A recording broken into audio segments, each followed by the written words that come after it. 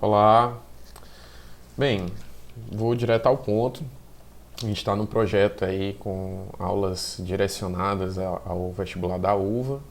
E o assunto que eu vou trabalhar hoje com vocês diz respeito a funções sintáticas dos pronomes oblíquos átonos.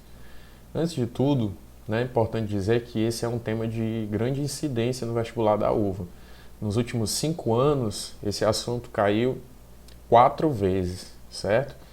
Então, assim como outros assuntos, esse é um assunto de grande incidência. Antes de tudo, queria pedir a força para você se inscrever no meu canal. Sou iniciante ainda nessa parte digital, mas em breve a gente vai melhorar aí a qualidade dos vídeos. Parte técnica, né? Pois bem, vamos lá, vamos ao assunto. Quanto aos pronomes oblíquos átonos, o que é interessante a gente perceber? Pronomes do caso reto são aqueles que funcionam como agentes da oração, normalmente como sujeito ou predicativo do sujeito. E pronomes oblíquos, são aqueles que funcionam na oração com função paciente, ou seja, como complementos normalmente. Os átonos, por que a gente chama de átono? Porque normalmente ele é pronunciado junto com a outra palavra que está perto dele, tá certo? Então veja bem, os pronomes oblíquos átonos são o mi, em referência à primeira pessoa, o ti em referência à segunda pessoa do singular. Quando chega aqui na terceira pessoa, na terceira do singular, nós temos o a, o li e o si. Veja bem, o e o a você vai usar quando se tratar de objeto direto, certo? Já o li você vai usar para ambos os sexos quando se tratar de objeto indireto. Isso vai servir também para o uso do plural, os, as e o lis, tá bem? O si você vai usar quando se tratar de uma situação de reflexividade, ou seja, que o sujeito age sobre si mesmo. O nos, para se referir à primeira do plural, o vos, para se referir à segunda do plural. Pois bem, primeiro de tudo, a primeira função que você vai perceber, e a mais comum, a que cai mais no vestibular da UVA, é o pronome oblíquo funcionando como complemento verbal, ou seja, como objeto direto ou indireto, ou até mesmo os dois, certo? Então veja bem esse primeiro exemplo aqui, ó. Ele a amava, Aqui nós temos ele sujeito do verbo amar, que é um verbo transitivo direto, e o a, no caso, é o complemento do amar. Quem ele amava, Quem ele ama algo ou alguém. Então, o a complementa. Ele amava ela. Só que essa construção, ele amava ela é incorreta. Porque o ela é pronome do caso reto. Então, o ela pode servir como sujeito. Como complemento, só se ele vier acompanhado de preposição. Então, por exemplo, ele deu um celular a ela. Aí, beleza. Tá certo? Agora, sem preposição, ele amava ela, não dá. Ele a amava, seria o correto, tá certo? Então o a aqui funciona como objeto direto.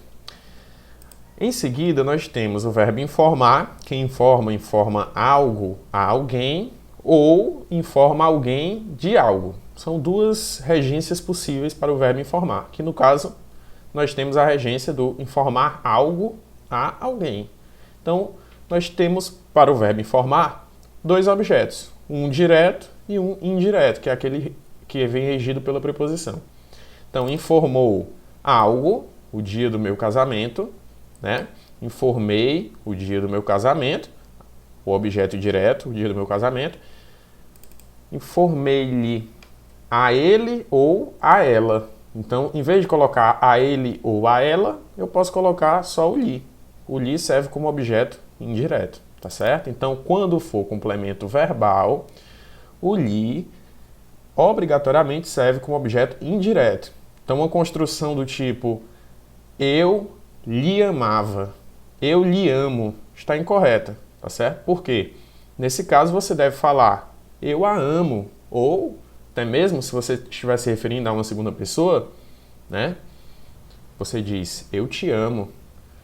Caso você se refira a uma terceira pessoa, eu a amo, porque o amar é verbo transitivo direto, não pode ser complementado com o lhe.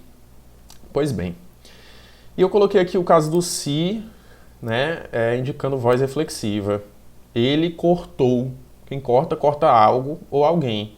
Ele cortou-se, ou seja, cortou a si mesmo, certo? Então, mas essa construção, cortar a si mesmo, não estaria correta.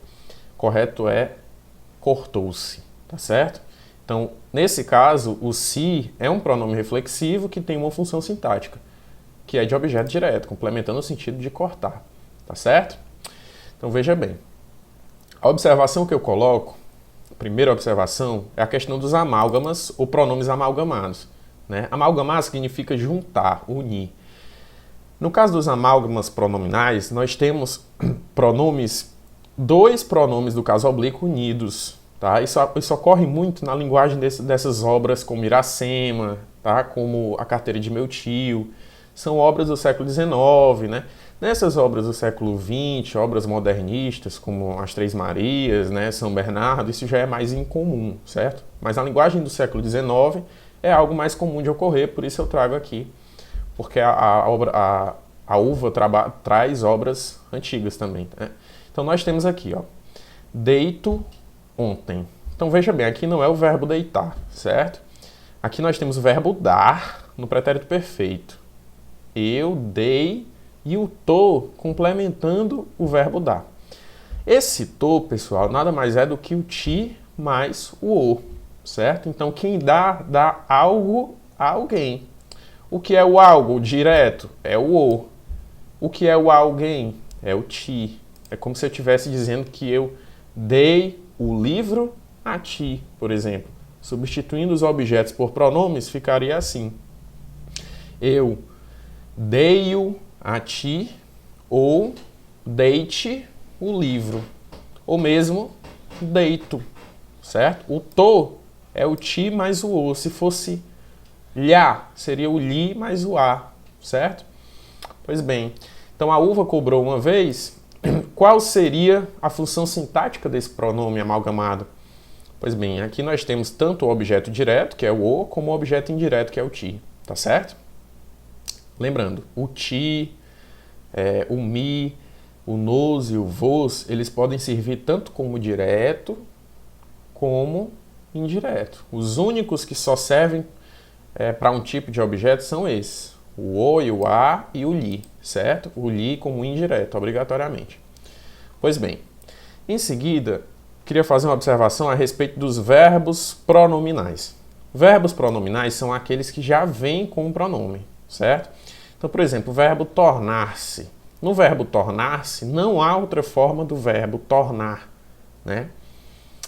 Necessariamente, ele tem que ser acompanhado do pronome. Nesse caso, o pronome ele não tem função sintática, certo? Então a uva pode cobrar isso de você e perguntar qual seria a classificação desse pronome. Você vai classificar como pronome reflexivo, no entanto, sem função sintática, que é diferente do que ocorre aqui no caso do cortar-se, né? No caso do cortar-se, o pronome ele é reflexivo, mas com função sintática, ele complementa o sentido do verbo cortar. Nesse caso aqui do verbo pronominal, não. Isso ocorre, por exemplo, com o verbo suicidar-se, certo? Isso porque ninguém pode suicidar outra pessoa. E o verbo suicidar, ele não pode vir sozinho, sem o pronome, né? Eu suicidei. Essa construção não existe. A construção correta é eu me suicidei, né? Um exemplo, óbvio que é uma situação incomum, né? Mas, ou ele se suicidou. Pois bem, nesse caso, o se é pronome reflexivo sem função sintática. O se pode vir ainda ligado a alguns verbos e acompanhado de predicativo do objeto, como nesse caso, né? Encontra-se feliz. Ele se assemelha ao verbo pronominal, no entanto, ele não é pronominal. Perceba, feliz é predicativo do objeto, é predicativo da pessoa a quem ele encontrou, certo? Portanto, esse se é objeto direto. Ele encontra a si mesmo, é como se fosse assim, tá bem? Então, objeto direto. Beleza. Mas o assunto principal da aula é identificar. Isso aqui são as situações mais incomuns, tá certo? O assunto principal é identificar quando é direto, quando é indireto. Passando adiante, nós temos o caso dos pronomes oblíquos funcionando como complemento nominal. E veja, o complemento nominal, ele sempre é preposicionado, certo? Então veja bem, quando eu digo Joana me era simpática, é como se eu estivesse dizendo Joana era simpática a mim, tá certo? Perceba, em vez de colocar o a mim, eu posso colocar me era simpática. Esse a mim, ele não complementa o verbo ser, que é um verbo de ligação. Ele complementa o adjetivo simpática. Porque quem é simpático a algo ou a alguém. Já no segundo caso, nós temos eu lhe fui favorável. Quem é favorável a algo ou a alguém. Então aqui eu fui favorável a ele ou a ela, tá certo? Se eu colocar o lhe, encaixa perfeitamente, beleza? Então, nesse caso, o lhe complementa o sentido do nome, do adjetivo favorável, beleza? Então, se ele destacar e perguntar qual seria a função sintática do lhe, nesse caso, o lhe está complementando o sentido de favorável, portanto, complemento nominal, tá certo? A seguir, funcionando como adjunto adnominal. Quando se diz assim, por exemplo, aquela mulher partiu-me o coração. Aqui nós temos um sujeito, aquela mulher, cujo núcleo é mulher, não é isso? E o termo que acompanha o núcleo, esse pronome demonstrativo, aquela, que acompanha o núcleo, a gente chama de adjunto adnominal, certo?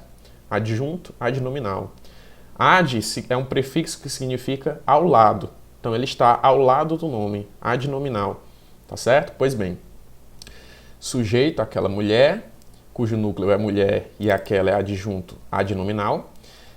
Ela partiu, verbo transitivo direto, quem parte a algo ou alguém, ou intransitivo, partir no sentido de ir embora, né? Mas nesse sentido aqui, partir exige um objeto direto.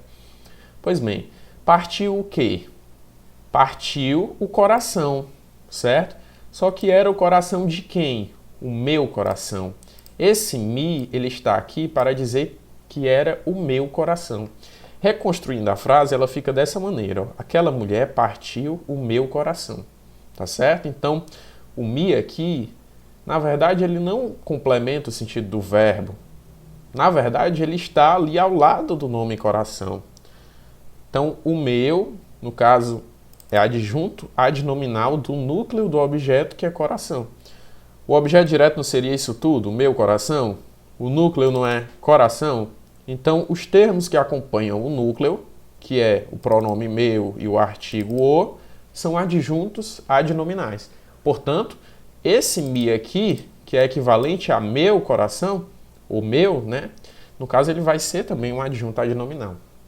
Beijei-lhe a boca com volúpio. Sujeito, oculto, eu. Beijei, quem beija, beija algo ou alguém. O lhe é para dizer que a boca é dele ou dela. Então, veja bem, se eu disser assim, ó, beijei a sua boca, tá certo?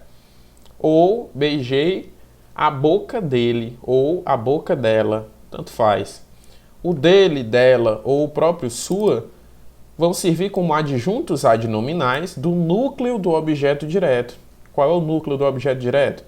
Boca, né? E o que acompanha o núcleo é o adjunto adnominal. Pois bem.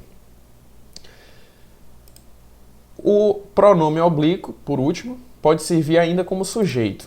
Quando é que ele vai funcionar como sujeito? Em situações específicas.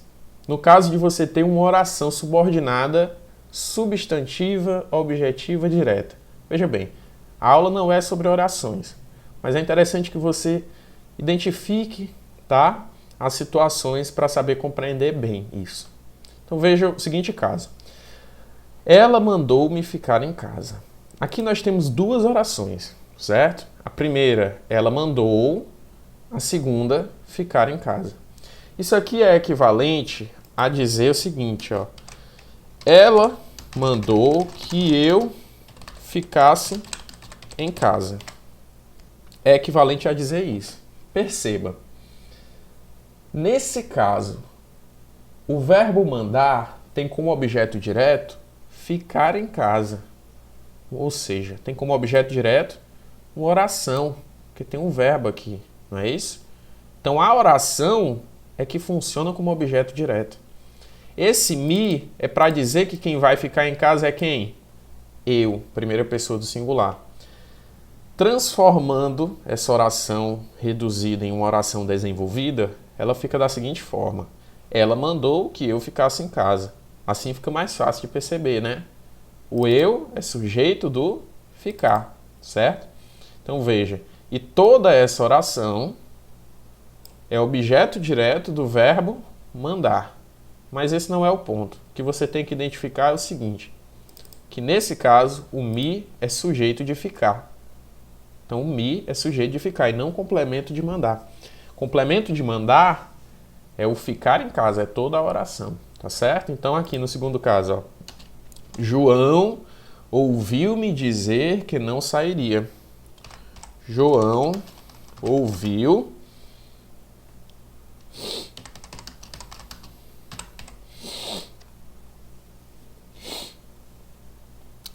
João ouviu que eu disse que não sairia. João ouviu que eu disse que não sairia. Então veja bem, nesse caso nós temos sujeito de ouvir João, o objeto que eu disse que não sairia, tá certo? O me é equivalente ao eu, que é sujeito do verbo dizer.